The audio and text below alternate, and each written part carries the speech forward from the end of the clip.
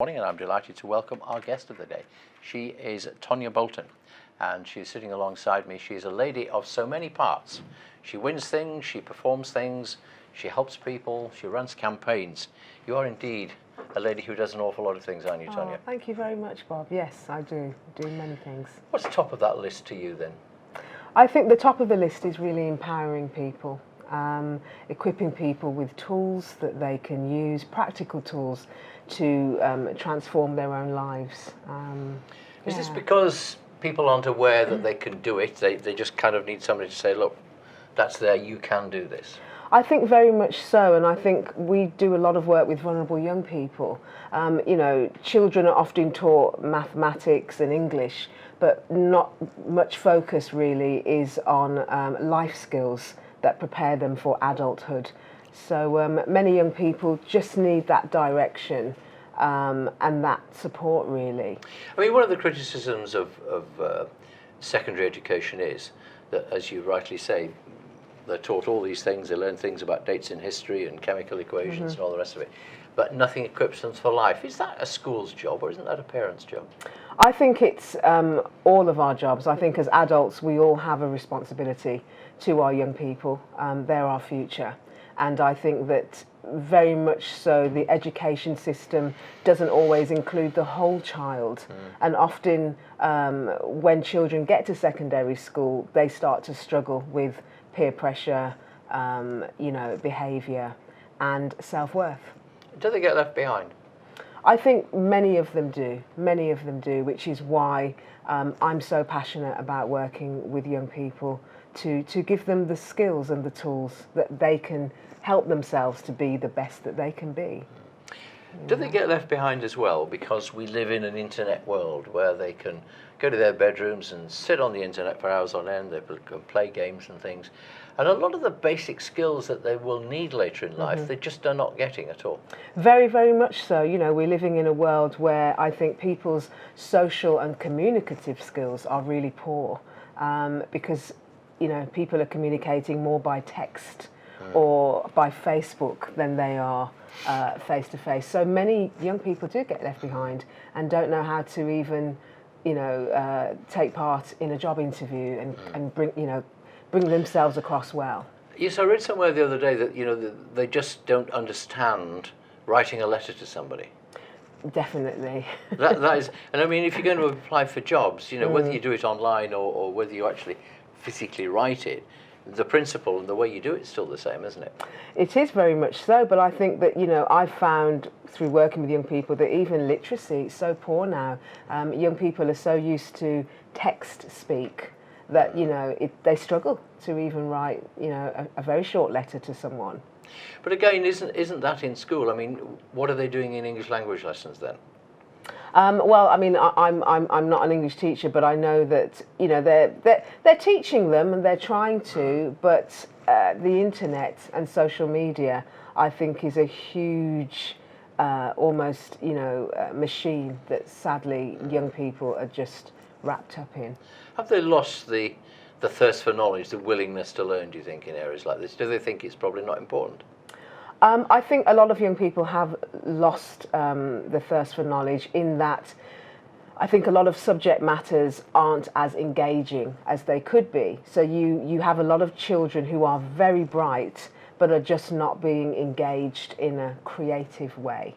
And then often can be labelled as, oh right, that's a problem child, a hard to reach or dysfunctional child. Often these children are very bright, but they're just not being engaged in the right way. And if they feel they've been left behind at 11, 12, 13, then it's hard work to get them back, isn't it? I think so. And then, you do end up with truancies or young people who are just very disengaged, which is very sad. You get them back, do you, some of them? Yeah, we try to. We use a lot of creative arts and performing arts, and that seems to really connect with young people from all backgrounds. Very beginning, I had a wonderful education. I went to top school within Birmingham, but due to family issues, I left home at 15 and lived in sheltered homeless accommodation with St. Basil's. And I think that I remember sitting on the bed and saying, I never want another young person to feel as alone as I did in that moment. And I promised myself as soon as I could, I would set up a company to change that. So how did you get from that at 15? Yeah. Coping with that, as you say, you're sitting on the bed thinking, what am I going to do? How did you then go on and do A-levels? You went to the University of Birmingham, you got a degree in theology. I mean, you've done rather well for yourself, haven't you? I've got a couple of degrees, yeah. I think there was just a resilience within me. It's quite something at 15, isn't it, to take that on? Yeah, I've always been entrepreneurial anyway. And don't get me wrong, at 15 there was a lot of tears. I remember feeling very, very depressed, and I thought, well, I can do two things. I can either give up or push forward. So I had 3 jobs. I paid for my very first degree, which was a bachelor's in English and Women's Studies. Very, very tough time, and it felt like my worst nightmare, to be honest with you, Bob. But looking back, it was the best thing that could have happened to me. Really. And I can't imagine there was ever a moment, or has ever been a moment since then, when you've sat back and thought, well, haven't I done well? I think you are driven. I am driven. I very rarely sit down and sort of, pat my, my shoulder and say, yes, look at what you've achieved. I'm just someone who keeps moving forward. I mean, in among this, you're a writer and a performer. Yes. And you are, as the phrase is, an empowerment specialist, making people realise they can do things and achieve them. That's right. If you have all these sort of different pigeonholes, is the one that is at the top for you? They all sort of come together. So I think empowering people through the written word and the spoken word is the top, the forefront of everything I do. There's always a thread of empowerment. So I write plays. And my team and I, we travel the country delivering empowerment programs for young people and women. I'm touring right now, as you know. And again, the heart of that is empowering people to realise that they can change their own lives. So at 15, here you are. You are in sheltered accommodation. Yeah. You are still doing your studying, etc., etc. What was the one thing that kept you going? I mean, was there something that you thought, that's the person, they've achieved, that's what I'm going to do? Gosh, not really. I mean, I remember reading Maya Angelou's books and thinking, wow, I wonder if I could be a writer like her. She was a role model to me, without her even knowing. But there was nobody really. It was a very dark, dark period. And I certainly wasn't empowering myself very much at that time. Was there ever a moment in that time when you didn't think you could do it? Didn't think you'd get through it? Yeah, I had moments. I had moments when I thought, what's the point of living? Life is really tough. Am I worth anything at all? And so I think I had to face myself and learn tools to empower myself, really. So, when I work with young people, the great thing about it, Bob, is that they are meeting someone who has been there. Is a lot of what happens today because we are far more alive to problems? I mean, once upon a time, teenagers were told to be quiet and get on with it, weren't they? Not anymore. Yeah, I think a lot of young people internalise the issues that they're encountering. I think there's a lot of pressure around them, especially within the family. There's a lot of absent fathers, and as we were talking, fathers play a different role now, and I've seen that have a huge impact on young girls as much as young boys. Are youngsters today much more pressurised to, quote, grow up, quote, than they ever were? And I suspect the internet may be the reason for this. I think very much so. I think, a lot of young people, sadly, aren't given the luxury of a childhood anymore. I think a childhood is often a luxury. We work with children as young as sometimes 9 and 10 who are actually sexually active or who are being exploited in a way that they don't fully recognise, and it's just heartbreaking sometimes when you see that. I was going to say, how do you cope with that? I'm not sure I could. Yeah, I think experience, and also, just coming from a place of real compassion. As I said, when I left home and was in homeless accommodation, a lot of things happened to me, Bob, along the way. And, I was in a relationship where there was domestic violence, all sorts of things happened to me. But it equipped me with skills, really, to communicate with a wide range of people. But if you're faced with a girl of 9 or 10 who you say is sexually active, I mean, if that is the case, how on earth do you then say, look, you can't be doing this, you shouldn't be doing this? Because if they're doing it, it ain't going to stop, is it? Yeah, I think the key, and what I have found as the root of many young people's issues, is self-worth. And so I think it's not about saying to them, you shouldn't be doing this, you shouldn't be doing that. But actually, if you can increase their self-worth and change the perception of how they see themselves, everything negative tends to sort of fall away. Once they realise, Bob, that they are a person of great value, the negative behaviour and some of those destructive patterns begin to fall away. So what you're saying is that they're getting involved in things like this because they're being pressured to do it, and they think that it's somebody taking an interest in me. Quite often so, and they have very, very low self-esteem. Many young girls and boys actually grapple with, poor body image and just a general lack of self-esteem. And I think the internet and the media doesn't help, because we live in a society where we're constantly comparing ourselves to digitalized images. As you mentioned when we were talking a little bit earlier about how without fathers there, quite often that role model is gone. And the internet and shows on television, reality shows, have made people, they are called stars, they're called celebrities, and they're not, are they? No, they're not. And sadly, there's a real lack of real role models for young people to aspire to. I mean, are they looking up to Kim Kardashian or people like that? I think very much so.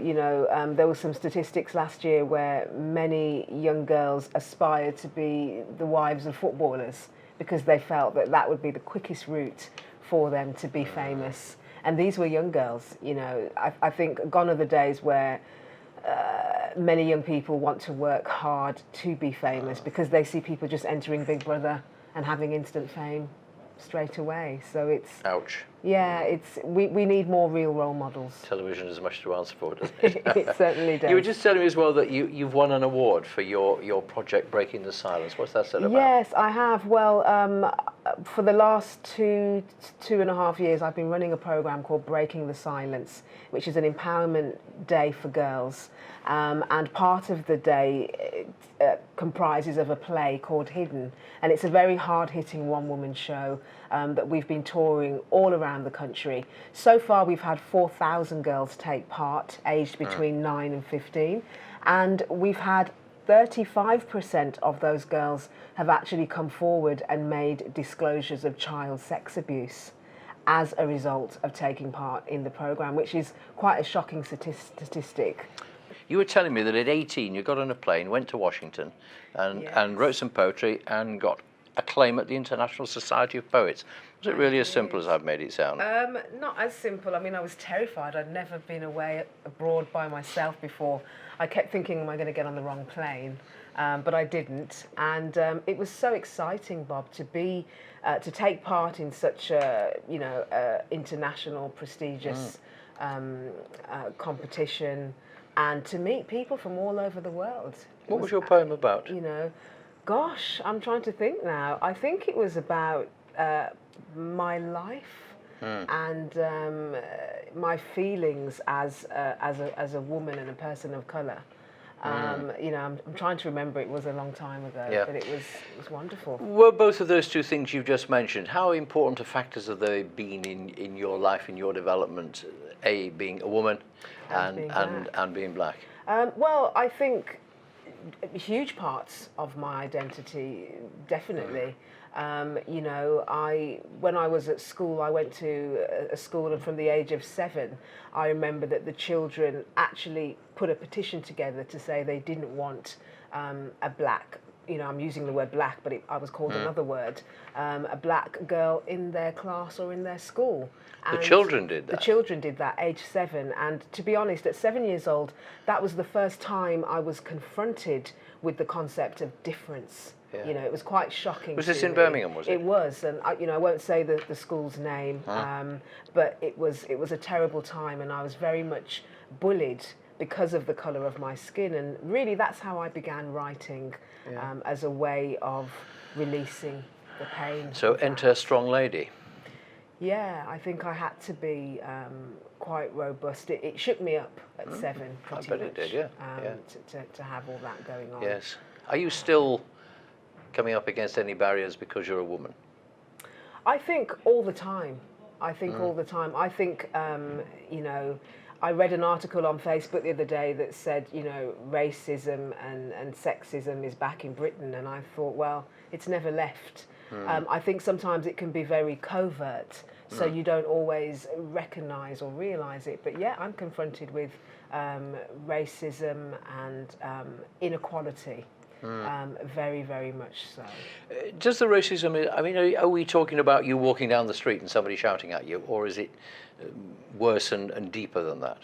I think it's both. I remember a few weeks ago I was in a post office and a 90-year-old white man was actually calling the Asian and black people in the post office, including me, some terrible names. So, you do get the people that will call out in the street. How do you react to it then these days? In the post office, I actually asked the manager to remove him. And it was quite interesting because you had a lot of people saying, "Oh, but he's 90. He can't help it." And I said, "Well, no, this is outright racism, and it shouldn't be accepted." And they removed him, which I was very pleased. Do some people occasionally turn around to you and say, "Oh, well, it's okay. If you say that, you couldn't have done that 10 years ago, 20 years ago." I mean, does it rebound sometimes like that at you? I think so, but I think it's important to make a stand against all forms of discrimination and injustice. It really is. Do you think that youngsters now are way more tolerant because they just accept it? They see somebody, they don't think, oh, they're black, they're Asian, they're Chinese, they're white, whatever. I think it very much depends on how their parents deal with it. So, you get a lot of young people who are racist and bully and discriminate because of people's religions and so forth, because their parents are like that, and they hear their parents discussing things and they take that into the playground, sadly. But I think young people are very tolerant now, perhaps too tolerant. So you get young people who are being bullied and actually won't speak out. And let's have our final chat this morning with Tonya Bolton. She's a writer, she's a performer, she's an empowerer of people to achieve. She's does a lot of work with vulnerable youngsters, and she writes and appears in plays, controversial plays at that. Now this play is called Holy and Horny. That's right. It's making its final performance in Wolverhampton on the 14th of November, and next year you are going to America. I am, yeah. If I take the words of the title, I've probably got a bit of an idea what Holy and Horny is about. Am I right in what I think it's about? Well, you tell me. What do you think? Well, I think it sounds like there is probably somebody with their alter ego, and they are putting on an appearance where they seem to be probably a very religious person, and I should do this and not do that. And there's this little devil tapping them on the shoulder and saying, but you don't only think this, you are a horny person as well. Is that a fair comment? I think so. I think I play 20 characters, but the main character, Sheila, is someone who's trying her best to be, very spiritual, very holy, and grappling really with issues of sexual desire and trying to reconcile, her spiritual aspect with her. So she feels guilty, does she? Is that what you're saying? Very much so. And I find that within culture, within various communities, and within the church, issues around sex, sexuality and sexual abuse are very, very rarely discussed openly. And a lot of people suffer in silence as a result. Now, you read theology at University of Birmingham, didn't you? So it's something close to your heart. Have you based this play on people you know, or is this just kind of like, I think there are lots of people who are in this position? It's very much a mixture. So part of the play is autobiographical. Other parts of the play are people that I know who have confided in me and spoken to me about the struggles that they face. You know, as people of faith, whether it be as Muslim women, as Christians, as Hindus, often these issues are like the pink elephant in the room. You know, it's really weird in this day and age where sort of sex and sexual issues are everywhere, all over the media. We still don't discuss these matters openly. It's something this country is very bad at, isn't it? It is very more much than many. so. I mean, yeah. I think so, and I think a lot of people struggle. And you know, before I wrote this play, I did some research, Bob, and to my horror, I found that UK statistics show that women of all faiths are least likely to report incidences of rape and sexual violence. And I think often it's because of a fear of being ostracised and isolated within their communities, cultural communities and faith communities. And so I wanted to sort of bring this to theatre. I've seen a couple of clips from the show. Okay. And the audience are laughing a lot. Yeah. Is it a nervous laugh, do you think, with some of them? Sometimes it is. You know, it is a play that takes you on a roller coaster. 1 minute you're laughing out loud. The next minute there's a deadened silence in the room. Some people cry. And there are moments of real uncomfortableness. And as a writer, I want that. You know, I quite like the idea of using comedy as a way to broach these quite uncomfortable subjects. Does it work, do you think? It very much has worked. We've had so many letters from people. You know. And what sort of things have they said to you? I had one woman say that after watching the play, as a result, she actually went and reported a rape that happened to her a couple of years before. We get lots of letters like that. We get lots of emails from men as well who say, you know, we have been abused too, and the play has really touched them. So it's, you know, I performed in Bedford at the weekend. We had nuns there, you know, which was quite interesting. So it's you know, we get all sorts. We get card-carrying atheists come to the show. It's really a show that it's very universal. November the 14th, your last chance to see it in this country before Tonya Bolton takes it to America. Thank you for being with us this morning. Thank you so much, Bob.